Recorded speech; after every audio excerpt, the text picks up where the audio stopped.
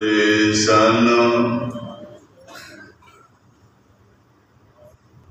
इह कटार सतगुर जी दा कमर कसे दा शस्त्र है। इह मिट्टी दा गुलेला एदे नाल सतगुर जी बाल अवस्था विच जोज करिया करदे सन। सामने माता जी दा खूह है।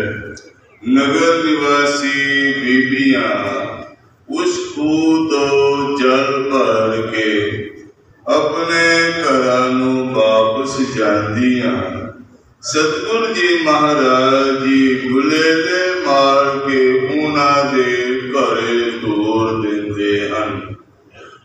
बीबियां ने माता जी को जाके बेनती की, माता जी असी गरीब परिवार हाँ, लाज साडे गुलेले मार के घरा तोड़ देंदे हन। माता जी कहन लगे, तुसी लोहे तांबे पित्तल दे घड़ा लियाओ, मिट्टी दे गुलेलियां दे नाल नहीं टूटणगे। बीबियां लोहे तांबे पित्तल दे घड़ा लियाउण लगियां। सतगुर जी महाराज जी लोहे दे 4 तीर तैयार कर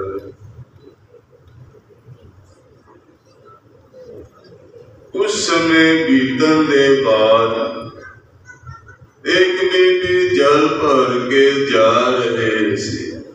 सतगुर जी ने मारिया की बाहर निकले वेख्या, लाजी वो रो रही है, तुसी हंस रहे हो।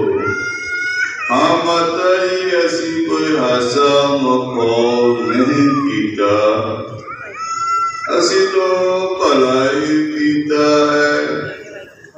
एदे घरे विच जहरीला सप सी, असी सप नूं मारिया है। माता जी संतां दे नाल कोल जाके वेखिया, वर्गे ही तीर दे नुखी नाल सप रिन्या होया मरिया होया है। सारे संगतां दियां सिर सरधा दे नाल